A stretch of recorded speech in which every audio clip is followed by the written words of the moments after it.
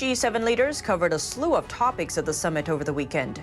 G7 leaders have pledged to provide a democratic alternative to China's Belt and Road Initiative. The summit also called for a transparent investigation into the origins of COVID-19, and they are demanding that Beijing provide access to its labs. What brought China onto the world stage as a global power, and how has that shifted in the wake of the pandemic? We sit down with Clyde Prestowitz, president and founder of the Economic Strategy Institute, to find out more. And there's now a fifth ocean. The National Geographic Society says the Southern Ocean will now join the Arctic, Atlantic, Indian, and Pacific Oceans to claim its place. Tune in to Deep Dive as we explore these topics and more. Hello and welcome back. This is Deep Dive and I'm Tiffany Meier. Is there a new infrastructure package? President Biden is seeking a united front to counter China's Belt and Road Initiative.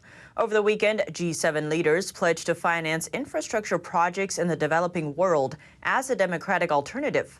China's Belt and Road project has been criticized as a form of debt trap diplomacy, leaving developing nations in unsustainable debt. Biden saying at the summit, "We think there is a more equitable way to provide for the needs of countries around the world." The new initiative is called Build Back Better World, or B3W. It will help finance bridges, ports, roads, and other infrastructure in developing countries. According to Biden, the objective is to help meet the more than $40 trillion infrastructure need in the developing world. Aside from tackling Beijing's debt trap diplomacy, G7 leaders also called out the Chinese regime for its human rights abuses. Those include the arbitrary detention of over 1 million Uyghur Muslims in Xinjiang.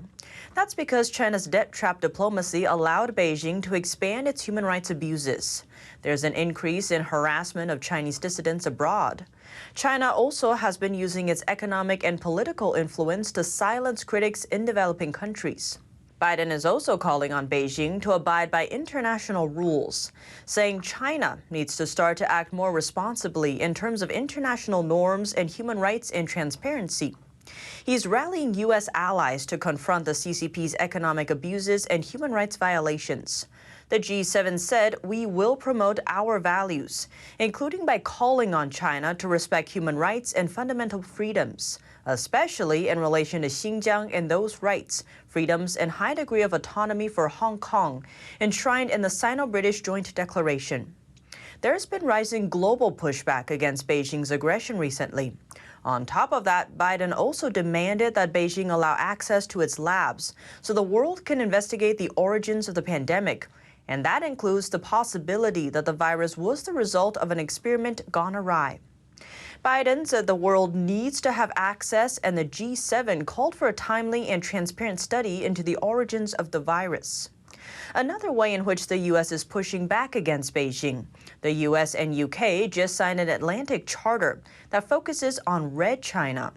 The charter will see the allies cooperate against the expansion of socialism with Chinese characteristics. That's as Beijing continues to challenge the international liberal democratic rules-based order.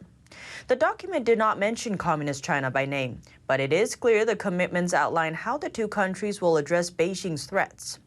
It is modeled after the 1941 Atlantic Charter signed by then U.S. President Franklin Roosevelt and the British Prime Minister Winston Churchill. They pledged to cooperate on peace and democracy when Adolf Hitler's National Socialist German Workers' Party was invading the European continent.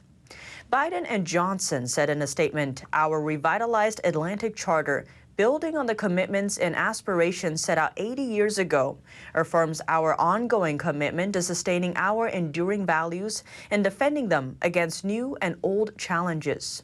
Adding, "We commit to working closely with all partners who share our democratic values and to countering the efforts of those who seek to undermine our alliances and institutions." The new Atlantic Charter outlined 8 key areas in which the U.S. and U.K. have pledged to cooperate. That's the same number as the 1941 statement. Areas include defending the principles, values, and institutions of democracy and open societies, and human rights, freedom of navigation and lawful use of the seas, and a commitment to open and fair trade between nations. Other topics included environmental and health issues. Now, one topic that came up in the G7 summit was Beijing's economic abuses and human rights violations. We sat down with Clyde Prestowitz, president and founder of the Economic Strategy Institute and author of The World Turned Upside Down: America, China, and the Struggle for Global Leadership, to find out more. Well, hello, Clyde. Thank you so much for joining us today. Pleasure to be with you. Thank you. I think some people have brought up the fact, I think you mentioned it in your book too, The World Turned Upside Down, that the West really helped China achieve this power by letting China join the World Trade Organization. And then a lot of people thought that by letting a more capitalist country bring in a communist country, it would liberalize China. But instead, China kind of flipped it and made these free markets less free. So in what ways has that played out in the world stage? Well, I think that's exactly right. There was a great, huge dream, assumption on the part of the U.S. and much of the rest of the world that free trade and open markets would automatically lead to a more politically liberal and open Chinese political regime. And that, in March of 2018, The Economist magazine cover story said the West made the wrong bet. And that was, I think, a very important statement, because The Economist had been a strong supporter of globalization with China. And now The Economist was saying, it's not working. And in the wake of that, many organizations, corporations, political leaders,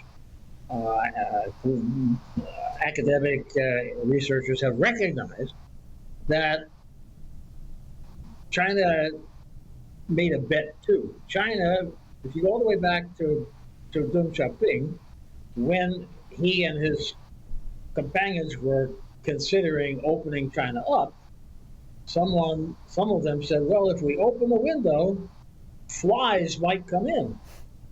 And Deng said, yeah, flies will come in, but we can handle the flies. Now that was essentially the Chinese side was saying, well, we can do this free trade stuff, but that doesn't mean that we have to become more politically liberal or embrace democracy. And what we're seeing is Deng was right. Deng said exactly what was going to happen, and it did happen. And now the rest of the world is waking up to the fact that free trade doesn't necessarily mean political liberalization. And indeed, a country may say free trade, but not really mean free trade. And that's what people are seeing with China today. So what are some ways the U.S. can use strategies to try and outcompete China? Well, for example, talking about resources, China is a major producer of what are called rare earth products, which are important for solar panels and for batteries. The U.S. has rare earth. We have plenty of rare earth in the U.S. We closed the mines some time ago because they're bad for the environment. But we can open them, and we are proceeding to open them. And that's just one example.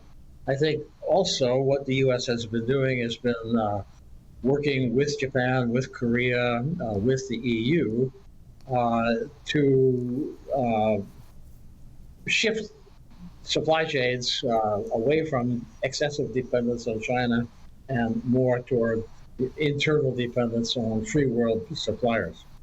India is an important element in that picture, as are other developing countries.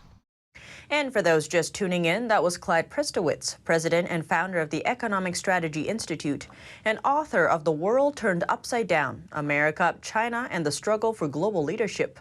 If you'd like to check out his book, link will be in the description down below. And another big topic is Russia. NATO leaders want to know if they can count on the United States, the group's most powerful member. Biden signaled his support last week, saying the overwhelming mutual need for NATO is as much as it's ever been. Biden wants European allies to pay more for their own security. That's in line with former President Trump's view. Despite that, Biden is diverting most of Trump's border wall funding to overseas military construction, many of them in NATO member countries. Aside from China, Russia is also posing a threat on the world stage. Former NATO official Jamie Shia says although China is the biggest long-term challenge, Russia is the biggest short-term challenge. The White House says NATO will launch ambitious security initiatives. Reuters reports that for the first time, it'll likely include China's military rise as a challenge. And now, speaking of Russia, Biden said Sunday he agrees with Russian President Vladimir Putin that relations are at a low point. That's ahead of their Wednesday meeting. Biden said the United States doesn't want a conflict with Russia, and the two nations can try to reach agreements on certain key issues. The White House said Biden will bring up the recent ransomware cyber attacks.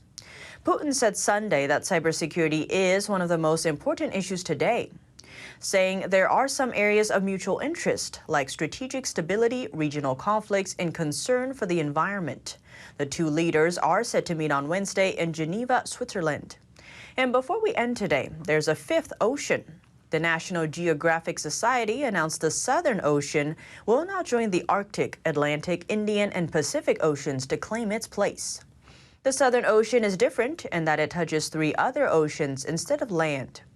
National Geographic Society geographer Alex Tate explained to NPR that the other 4 oceans are defined primarily by land masses, while the Southern Ocean is different.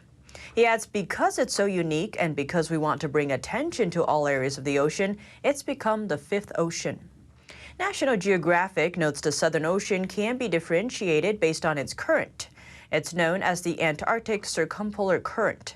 That was established 34 million years ago when Antarctica separated from South America. The U.S. Board on Geographic Names has used the Southern Ocean label since 1999, but the National Oceanic and Atmospheric Administration, or NOAA, didn't officially label the waters until February of this year. NOAA called the Southern Ocean in a statement the newest named ocean, defining it as the body of water extending from the coast of Antarctica to the line of latitude at 60 degrees south. But not all countries agree on the exact boundaries of this newest ocean, and the International Hydrographic Organization has yet to officially recognize the proposal. But what do you think? Let me know below. Thanks for tuning in to Deep Dive. I'm Tiffany Meier, and see you soon.